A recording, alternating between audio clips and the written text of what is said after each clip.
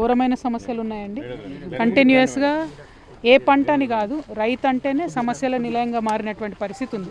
ఇప్పుడు మనం బత్తాయి తోట పరిశీలిస్తూ ఉన్నాం. బత్తాయి తోటలో కూడా 24 గంటలు పనే ఉంటుంది రైతుకు, కానీ బెనిఫిట్ కావాల్సినంత వస్తలేదన్నది క్లారిటీగా అర్థమవుతుంది. దానికి తోడు ప్రభుత్వాల సహకారం లేకపోవడం, ప్రభుత్వాలు ఏ పంటకు ఆ పంట ఇండిపెండెంట్గా ఆలోచన చేసి బత్తాయి రైతుల మీద ప్రత్యేక శ్రద్ధ పెట్టడం, లేదా వరి వేసిన వాళ్ళ మీద ప్రత్యేక శ్రద్ధ పెట్టడం, లేదా నిమ్మ రైతులకు అట్లా ఆలోచన చేస్తలేవు.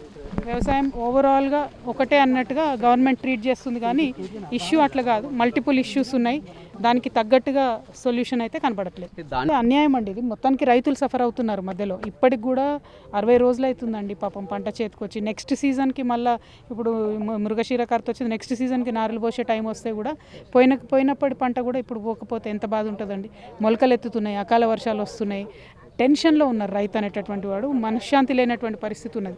మరి అట్లా రైతుల యొక్క సమస్యలు తీర్చి వాళ్ళు మానసికంగా ప్రశాంతంగా ఉంటేనేమో మంచి పంటలు పండిస్తారు, తెలంగాణ బాగుంటుంది, సుభిక్షంగా ఉంటుంది. కానీ ఆ పరిస్థితి అయితే వాళ్ళ గ్రౌండ్లో కనబడట్లేదు.